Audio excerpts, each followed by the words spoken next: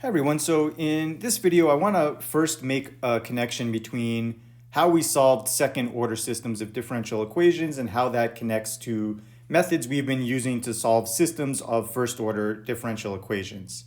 And then we'll take a look at and review some concepts from calculus, multivariable calculus, that will help us solve nonlinear systems of differential equations. So let's first consider this second order differential equation. This might look like a mass spring problem that we've been working with. And so we can take any second order differential equation, such as this one, and express it as a system of two first order differential equations by making the following substitution. We are going to define a new variable y, which is equal to the first derivative of x with respect to t. So this is like a time derivative. So we're going to let y equal the derivative of x, and therefore the derivative of y would equal the second derivative of x if we just take the derivative again. And let's see what this substitution will allow us to do. So first of all, the first equation of our system, which is going to look like x prime is equal to ax plus by, that would just be based on how we defined y. We have that x prime is equal to y. Then we want to find our second equation for y prime. So we're going to set up a system down here, and here's my first equation in that system. So to figure out what the corresponding equation is for y prime, we can substitute each of these two relations that we defined from the get-go into this differential equation. So in place of x double prime, we're going to put the y prime. In place of x prime, we're going to replace that with y. And when we do that, this equation becomes as follows. And again, here we've replaced x prime with x double prime with y prime and x prime with y. And now we want to solve for y prime, so we can just do some algebra, bring those two terms over to the other side, and then divide everything by 3. And now we've got an equation for y prime, and that we can put down here. So we've got our system of differential equations right over here, and that is an equivalent differential equation as the one we started with. And just to quickly review this process, again, the whole key here was this step where we defined a new variable y, which was equal to x prime, and that allowed us to replace the x prime and the x double prime in terms of y's and get this second differential equation. So the first differential equation is always going to be x prime is equal to y, and then the second one we can get by solving the original second order differential equation for y prime after making that substitution. And I commented that these two differential equations, this second order and this system of first order, are equivalent in the sense that they have equivalent solutions. So if I wanted to solve this system of differential equations, we would set up the determinant, or we would set up the matrix of coefficients and then set up the characteristic equation from that. And so to just see what that would look like, in this example, the characteristic equation would be lambda squared plus 3 lambda plus 10. We'd find the roots of this to get our solutions for x and y. Of course, we were able to solve these second order differential equations, finding a characteristic equation for that one. And we can see in this case, this characteristic equation, if we factor the 3 out, can be written like 3 times r squared plus 3r plus 10.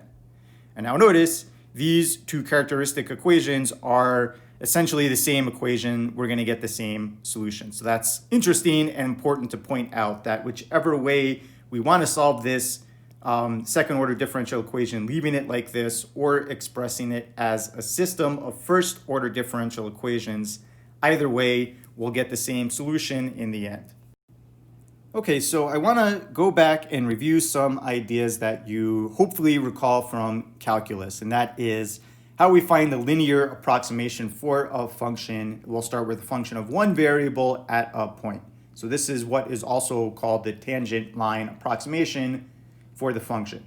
And so we're going to take a look at some nonlinear systems of differential equations, And our plan is going to be how can we linearize that system, and then rather than find new techniques, just apply the old techniques we've been using with linear systems to non-linear systems. So it may have been a while since you've thought about this, so let's kind of review this process. So let's say we have a function f of x is the square root of x, and we want to find the linear approximation at x equals 4. So again, what we mean by linear approximation is we'd come over to the point at 4 on this graph, and then we've got a tangent line to that graph over here. So this is what we can call the linearization.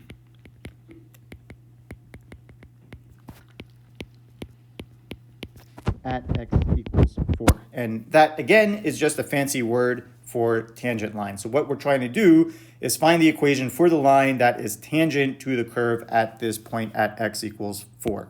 And so to review how that process goes, we need to find the slope and a point if we're going to find an equation for this line. So we can find the slope m by taking the derivative of the function, which would in this case give us 1/2 x to the minus 1/2, and then evaluating that at our x value, which is 4 in this case. So here I would get 1/2. The 4 to the minus 1/2 is another 1/2, and that gives us 1/4. So on our graph, we've got the slope of this line is equal to 1/4.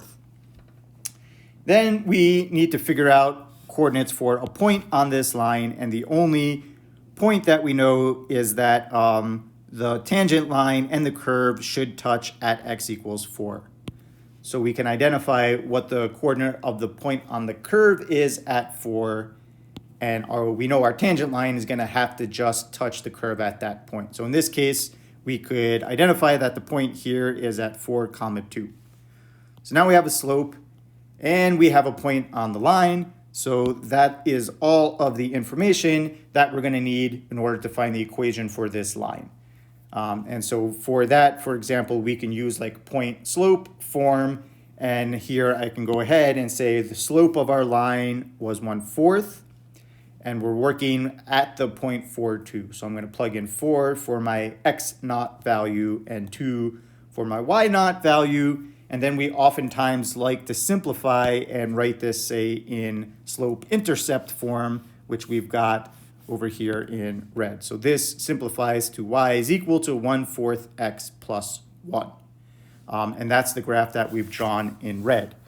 And what's really nice about this linearization process is, at least if we look locally near x equals 4, we can see that the tangent line and the curve, it's really hard to make any distinction between them because they're so close to each other.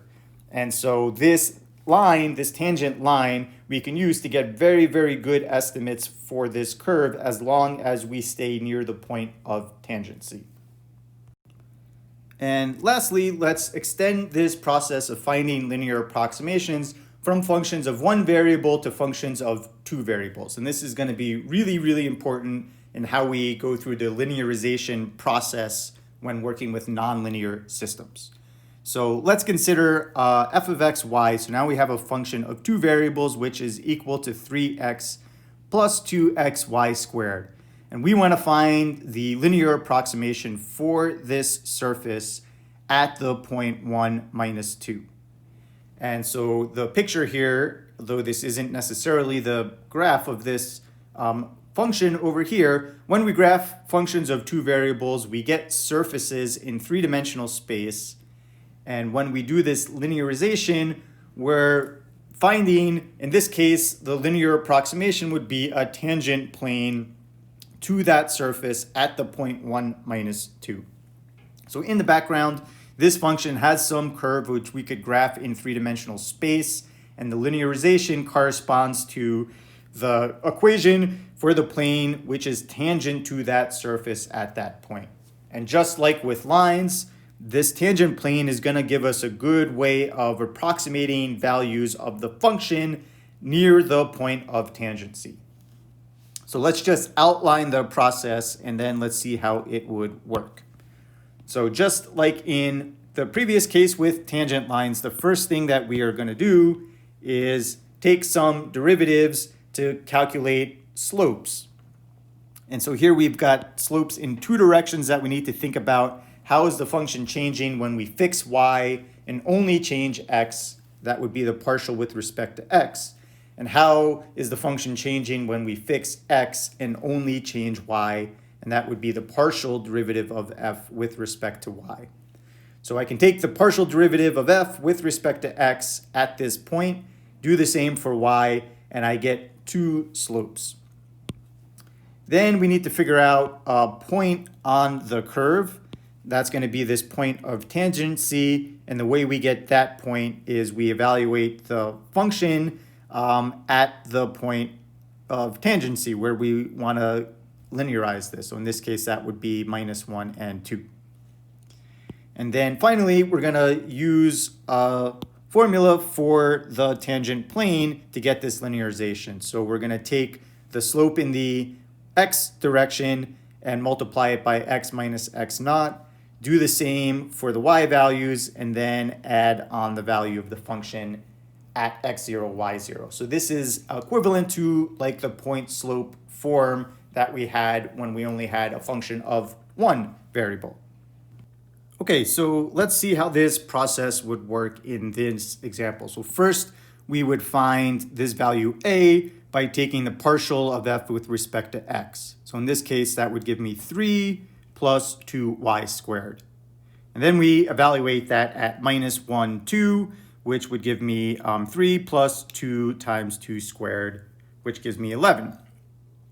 Then we take the partial derivative of the function f with respect to y. So I would get 0 from this part, 4xy from the second term, and that, again, we would want to evaluate at our point of -1, 2, which in this case would give us -8.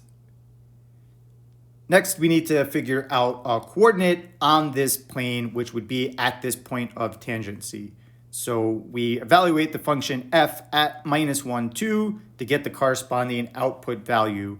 And so plugging in -1 for x and 2 for y gives us the value of the function at -1, 2 is -11. And now we can put everything into our template for the linearization here. So for a, we found the value was 11. So we're going to get 11 times x minus x naught here was -1. So we're going to subtract a -1. And then we're going to add to that -8 times y minus our y naught value is 2. And then we're going to add on at the end this -11. And then we usually would like to simplify and group our terms so that it looks more clearly like a tangent plane. So we would get 11x minus 8y, and then grouping together all of the constant terms, we get 16. So altogether, we would say the linearization of 3x plus 2xy squared at -1, 2 is equal to 11x minus 8y plus 16.